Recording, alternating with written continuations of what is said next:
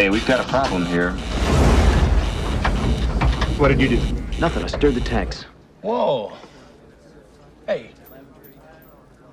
This is Houston. Say again, please. Houston, we have a problem. Welcome back to Thinking Critical. This is Wes, and every once in a while when I have Yule on the channel, maybe we'll talk some news, but a lot of times we'll just have discussions. We'll kind of talk about comic book issues and something that's kind of come up lately. Well, not lately, but it's something that it's been on our mind, and I wanted to talk about today is, are there any current, new superstar artists that bring people to a comic book? Just the name of the artist alone kind of brings people in. Obviously, here with me to talk about that it's a shoot, baby. He's about to shoot on the entire industry. It's Yule. How you doing, buddy? I'm wonderful. I'm looking forward to talking about this. Obviously, creators are a very important aspect of comic books. Maybe for the most part across the board, lesser so at the big two as far as the characters. But when you get to independent, it's all about the creators for the most part. And on the big two, every once in a while, you'll get that perfect combination where an artist ascends up and he becomes almost bigger than the company. Hasn't happened a lot lately. You think about Todd McFarlane, during the 90s, Jim Lee, stuff like that. Guys that could sell comic books on name alone.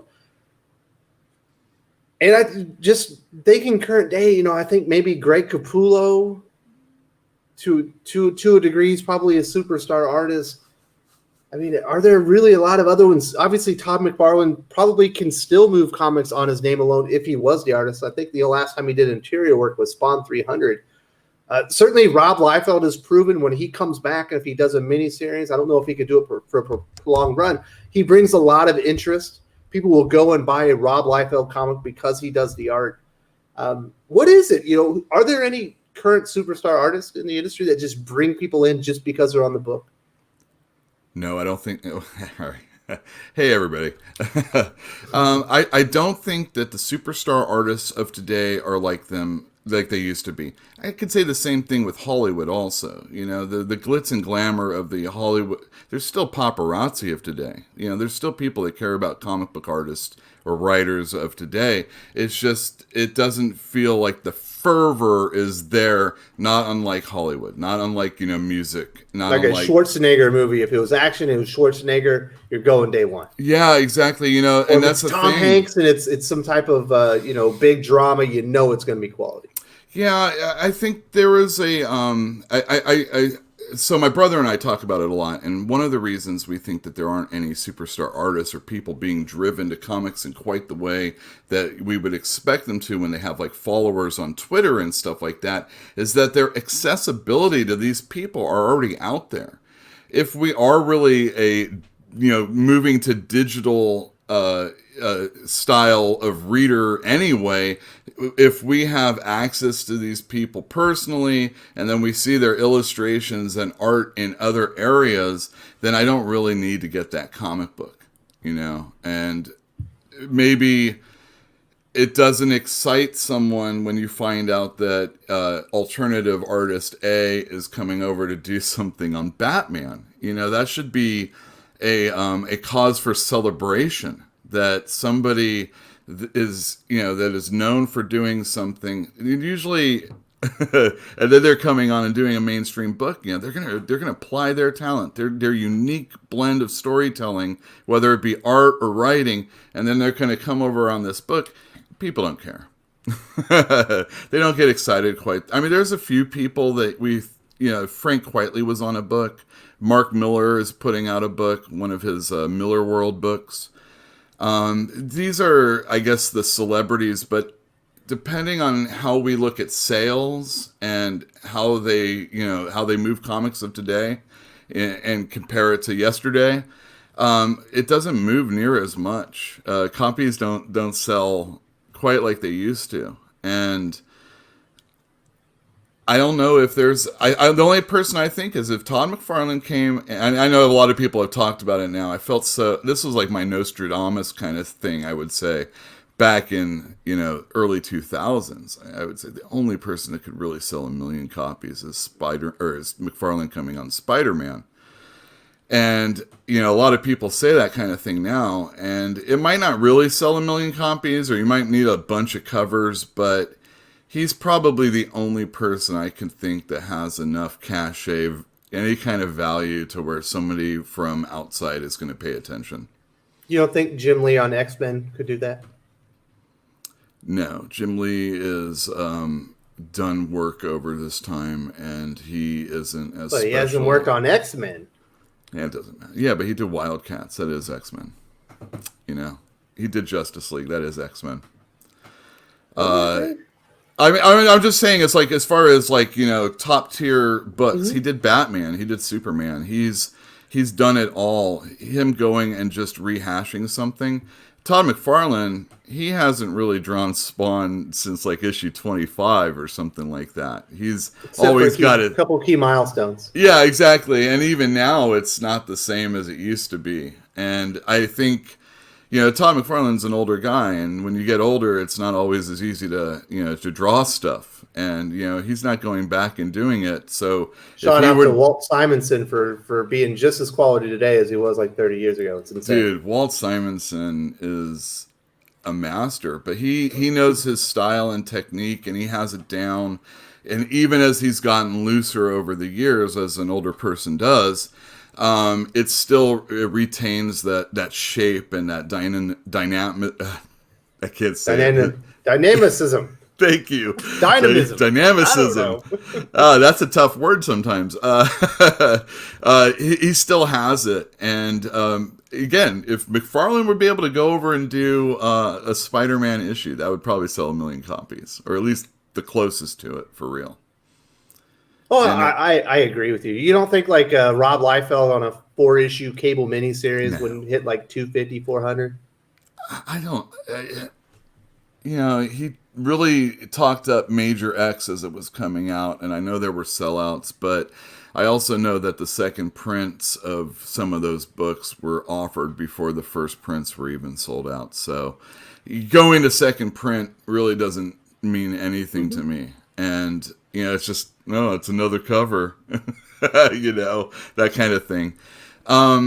There's some... think is it just because of the accessibility issue, or do you think that maybe, and I do believe this wholeheartedly, that once, the Image 7 kind of went up and destroyed the X-Men and the Spider-Man line when they went over to Image Comics, like Marvel purposely does not want to elevate their artists to where they are on like equal level of their characters. They don't want them to start transcending above their characters, because then they have too much power, and then they can kind of go and make their own audience. They don't need Marvel anymore, so they kind of bounce them around from title to title, maybe get 6 months off here and there, because they have some great artists. Like, I think Stegman is awesome. Why isn't he still on Venom? He's on Venom, then he's not on Venom. It's Ivan Coelho on Venom. Then they're clearly, he should have a prolonged run on there, but it feels purposeful at this point.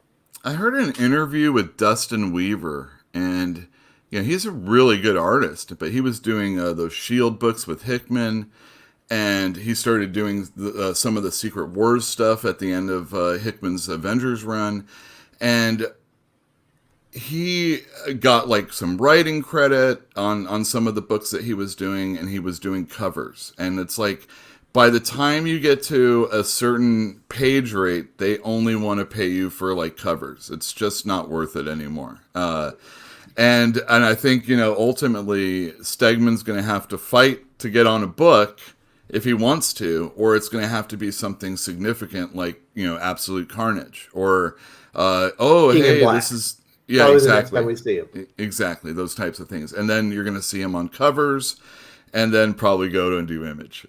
Do an Image book. If he wants to maybe do something go to DC and do Batman. Yeah, exactly.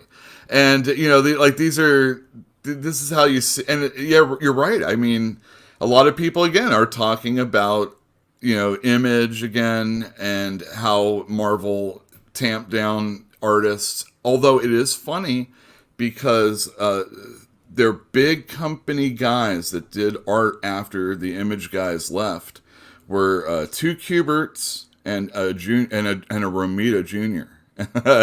And those are like, industry veterans that everybody knows, that has, you know, a lineage that everybody cares about, and they're not superstars in quite the same way that, you know, those other Image guys are, and they should be, you know. But they did Marvel did a pretty effective job on making artists not feel so important to the comic books, I think. Yeah, and I feel like that's don't want the artist to be like thought of like in the same breath as the character anymore. They don't want them to be connected. It's tough, man. I mean, we've seen that in wrestling just recently. Vince McMahon said that his wrestlers can't go and do like third-party platforms like Twitch and stuff like that anymore. Mm-hmm. And his concept is like, that name that you're using is our name, that's ours, you know, that type of thing. And it kind of feels the same way. Like, hey, I don't need you getting a big name over there, you artist. Well, yeah, because similar to what happened with Image. You remember what happened with Stone Cold at the height of his heyday? They wanted to just do an unannounced job to Brock Lesnar on a Monday Night Raw. And he just left. They lost like their biggest performer, the biggest moneymaker. And, you know, Vince McMahon was kind of flapping in the wind. You know, he had The Rock at the same time. You know, he had a comparable talent. But you can tell he did not like the way that happened. He doesn't like that The Rock went to Hollywood. And he is purposely, other than John Cena, he has ensured that people like don't get to that level ever again. They don't want to believe. I often say comics are carny, just like wrestling is. That's why we like them both. Yeah, well, I mean, you know, the thing is like there's always elements of something that's neat in both, and that's what we hang our hats on. And whether it's the past or something that we're looking forward to, you know, I can name fantastic illustrators that work in comic books, you know, like a Frank Whiteley, Travis Charest. There's a lot of people that like that Jenny Frison. She mostly does covers though, you know, and you're just not going to see but they're not superstars, you know, anymore. Mm-hmm. Travis Charest, if he was coming on and doing a book, that's an amazing illustrator. You know, we should be Jeff Darrow does a comic book. We should kiss his feet for doing it, you know? Thank you, Mike Allred.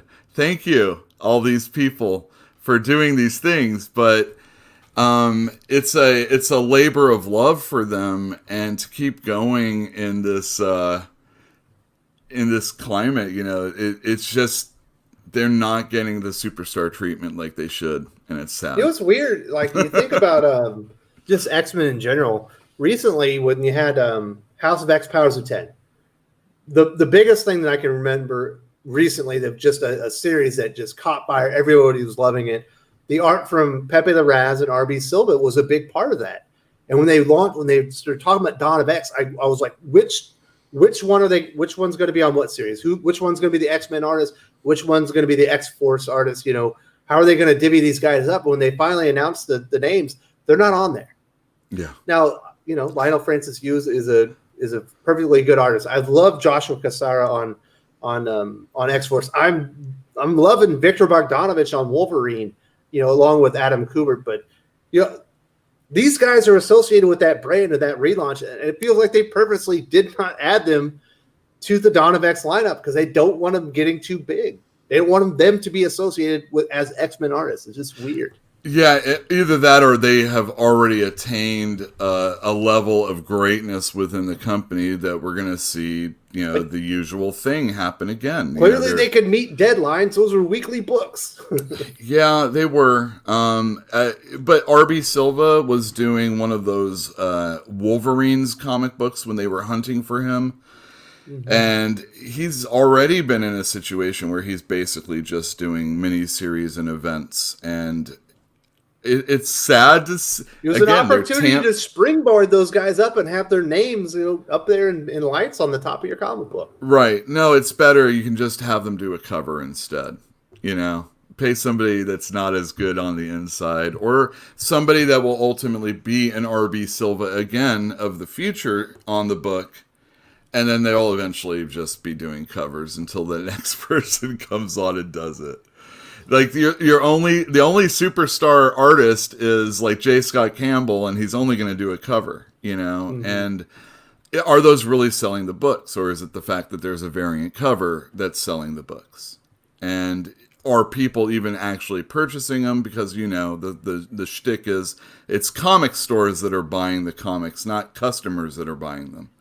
So the numbers that we see that are out there are just because idiots like me had to buy 3 or 4 different covers by artists that we wanted to see on the inside in the first place.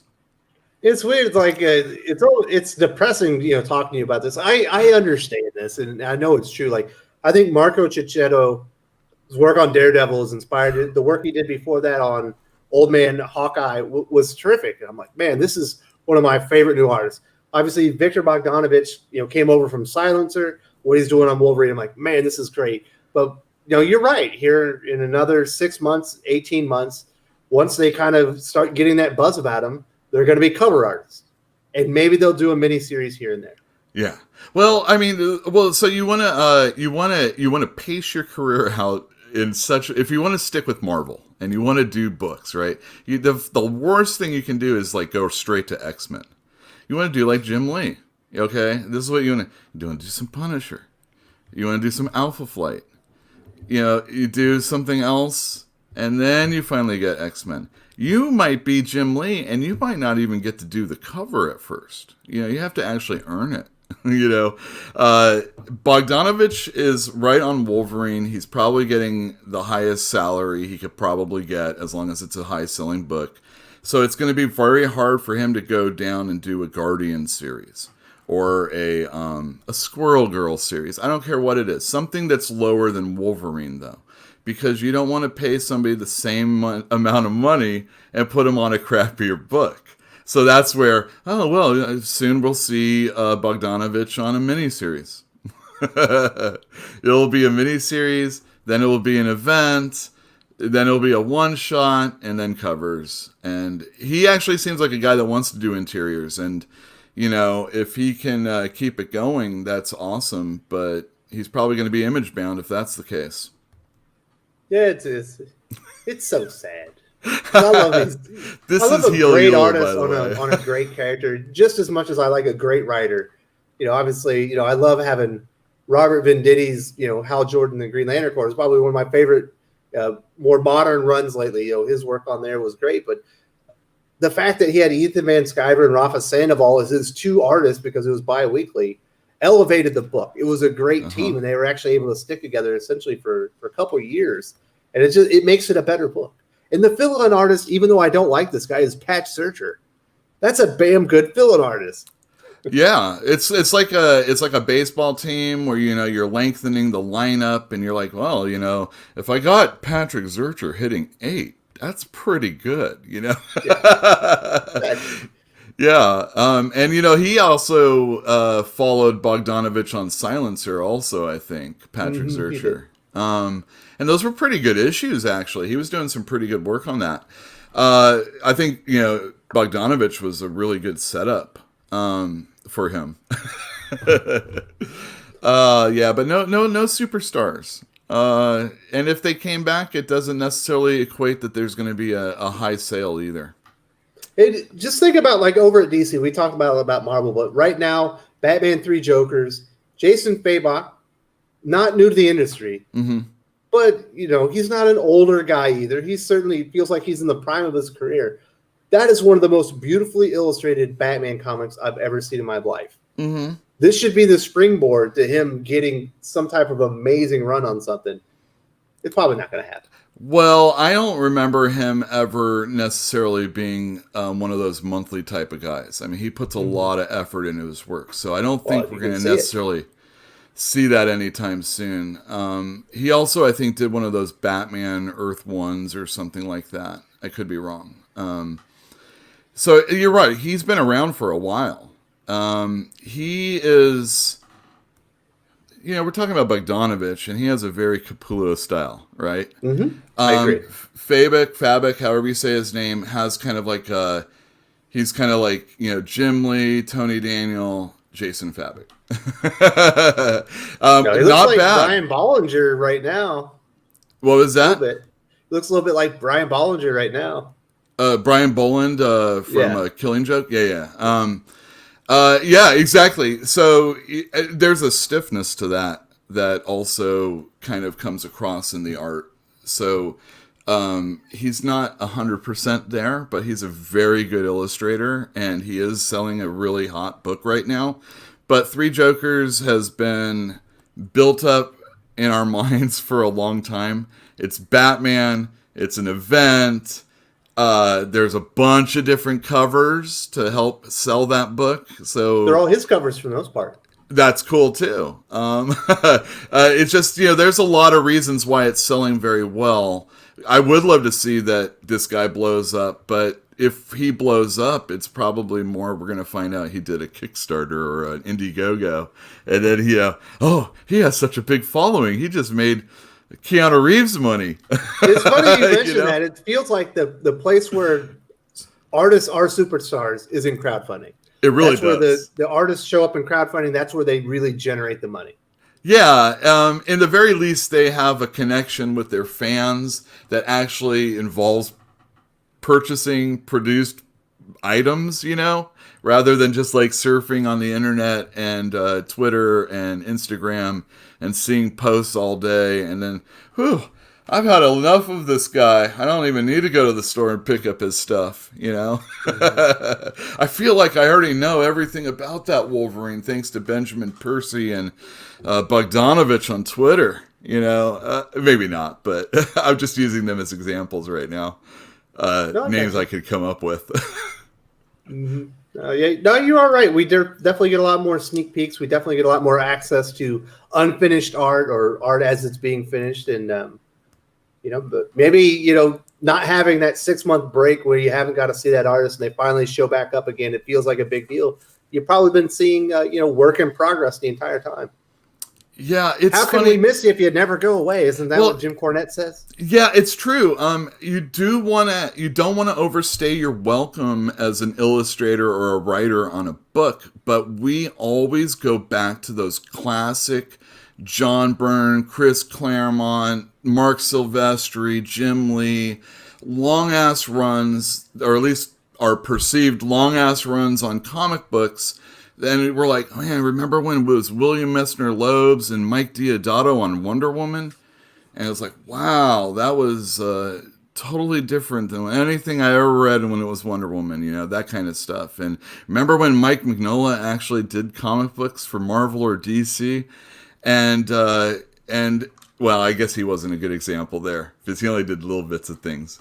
But long runs, Dan Jurgens on Superman, Jim Aparo on Batman. It was clockwork that Kurt Swan was doing the issue of Superman. It doesn't matter if it was an anniversary issue or any, whatever it was. He was on it and he was doing it. And, we were going to get a Jose Luis Garcia Lopez cover. And you just expect that. And it's something that you can go back to. And we think fondly of that. It doesn't happen that way anymore. And it's like, unfortunately. But at the same time, overstaying your welcome is something that you can have happen. And I don't know if there's any way to marry these two concepts in the way the comic books are. I want the long run, and I also don't want to be bored by the same old crap. Could I be more clear? All right, Hugh. I think this has been a really good conversation. I think people enjoy this. If you did enjoy it, definitely give us some feedback in the comments section. I've definitely enjoyed this conversation. If you enjoy Yule, he has his own YouTube channel. There should be an icon on the screen right now. Looks like Hellboy. You go select that and go to his channel and subscribe that way. And Yule, thank you so much for joining me, brother. Yeah, no problem. And I wanted one last thing. Let us know, like you said, let us know in the comments. I want to know who your superstar artist is and what your favorite long run is of a comic, creative team. Absolutely, yeah. Let's know who the superstar is or should be in the industry right now, and give us a good example why, because I might not have read it. Let me go check it out and see what you're talking about. Yeah, that'd be great. Thank you, though, Wes. This was fun.